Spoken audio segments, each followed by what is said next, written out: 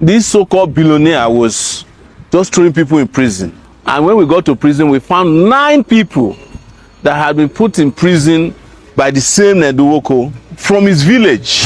If you guys paid attention to it, there was a time Neduwoko also went and hijacked one lady's father. The lady was crying all over social media that Ned has ruined a lot of lives using the police force. Anybody who is a public figure, who is in political office, our duty first and foremost is to hold them to account, no matter how powerful they are. We have found out also that he has done cross-border prostitution by bringing in underage girls from places like Morocco to Nigeria. These are international sex trafficking crimes. So his license is also our target, that he's not allowed to practice law both in Nigeria and the UK. You must understand that I'm not fighting for Regina Daniels. I'm fighting against abuse of office by a Nigerian senator who is colluding with the Nigeria police and who has had a history of using the police to oppress people. Right? Regina Daniels' issue came to my attention when her husband arrested a TikToker named Timothy Gabriel. His TikTok name is Tuma, because they claim that Tuma accused Regina Daniels of having kids that do not belong to this particular senator. The senator procured the Nigerian police, particularly the FCT command, got Tuma arrested and sent him to prison. They eventually brought Tuma to court after we protested, and Tuma was granted bail but could not meet his bail condition for 4 months. When he came out, he had been battered so bad, he was forced to apologize to Regina Daniels' husband, Senator Ned Nwoko. His real name is Chinedu Nwoko, but he abbreviated it to Ned. So when again Senator Ned Nwoko got Regina Daniels' brother arrested, apparently for cybercrime and defamation of character as a claim, I was contacted, not by their family. And when I was contacted, most people said, well, you don't have to fight for this guy because they had been fighting against you. And I said, no, it doesn't matter. I know Ned Nwoko. Ned Nwoko was the person I fought some 5 years back when he was prosecuting falsely and oppressively a lady known as Jaruma who used to sell aphrodisiacs on Instagram.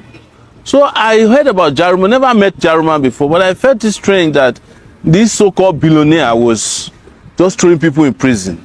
In 2021, I was also arrested. That time not by Ned Nwoko, but I was arrested by the Nigerian police, accused of doing a protest on New Year's Eve. And when we got to prison, we found 9 people that had been put in prison by the same Ned Nwoko from his village, because they said when young people were fighting against him for stealing their land to set up what is now known as his sports university. We fought and helped these guys to get out. Later on, if you guys paid attention to it, there was a time Ned Nwoko also went and hijacked one lady's father. The lady was crying all over social media that Ned has ruined a lot of lives using the police force and using his power. And one thing people must know in Nigeria is that anybody who is a public figure, who is in political office, our duty first and foremost is to hold them to account, no matter how powerful they are.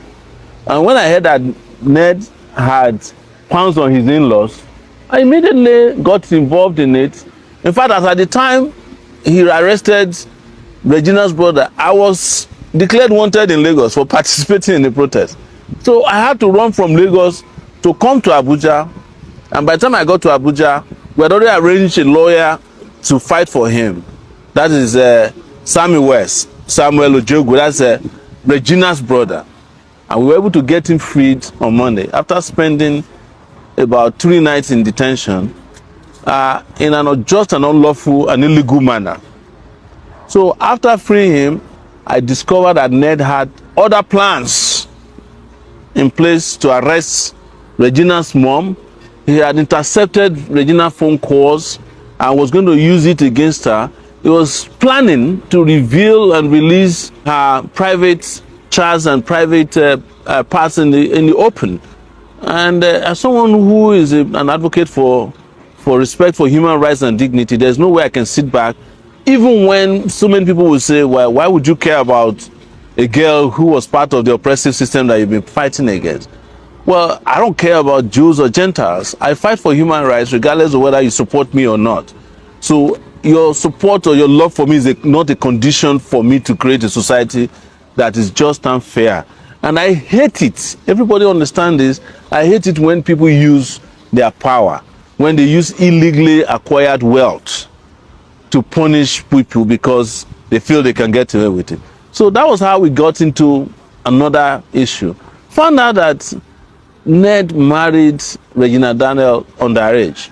Now, you must understand that Nigeria is a signatory to a lot of international instruments that opposes sexual trafficking, all right, and messing with underage girls. You cannot marry an underage girl because there's a Child Rights Protection Act in this country that forbids, powerful people from using their position to marry, whether you are powerful or not. You don't have a right to marry somebody who has not reached the age of consent, even when their parents say, come and take the person. You procure the passport, it's available, you can see it.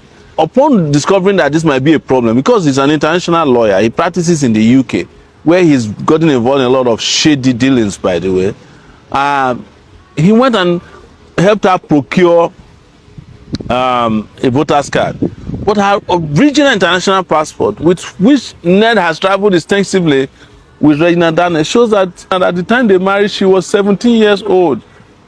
He knew it, but he knew that an alibi would be needed in the future, so he went and collected from her a voter's card. But even Regina Daniels' parents and the handlers have told me that she never knew about that voter's card. So there's something still shady about it. But when it comes to public identity cards that are acceptable, the international passport is probably number one, because that one goes through a lot of scrutiny before you can get it. So to go and bring an INEC voter's card or driver's license to say anybody can procure that. I've seen people who cannot see who have driver's license in Nigeria. So it's nothing new, but it is impunity that we are against. It is a fraud, and I know that whenever this kind of things happen, people will say, you don't need to get him, it's wife and husband matter.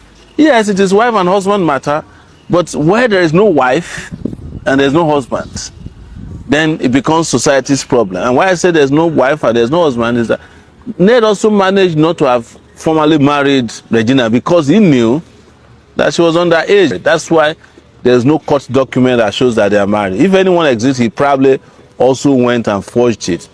But on a larger corruption problem that is facing Nigeria, Ned is one of the most corrupt persons in this country. And I'm also an anti-corruption fighter. He's the one who, in conjunction with Malami and the rest of them, claim that they are refunding local government money to Nigeria. And Ned gets millions and millions of dollars in what they claim is legal consultancy to the federal government to help retrieve money that already exists that belongs to local governments. And that's how he's able to get away with all these crimes. We have found out also that he has done cross-border prostitution by bringing in underage girls from places like Morocco to Nigeria. These are international sex trafficking crimes. And we are saying Ned, he should be suspended immediately from the Senate. He should be arrested by, I won't say Nigeria police, it should be a crack team because the police is in his pocket.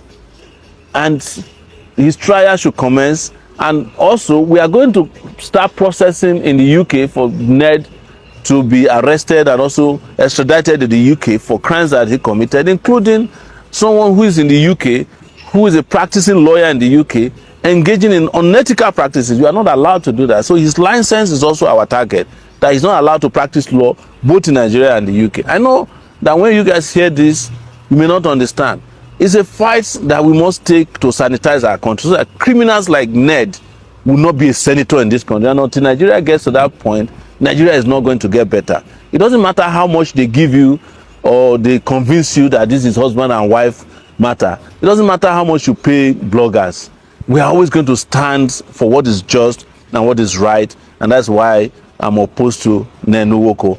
Some of you may not have heard, but I will disclose. He also got me arrested in 2021 because I was fighting for Jaruma, and he was involved in another fraud because he has an NGO that he claims is eradicating mosquitoes in Nigeria.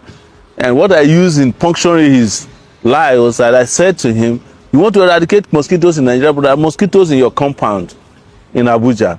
And I found out while I was doing that case with him that he has the media in his pocket. There's a lot of these media guys who are working for him. And also, Ned has got huge amount of support from the Nigeria police. They go to his house to eat every day, policemen in Nigeria. Shame on our Nigeria police for having sold the police force for free.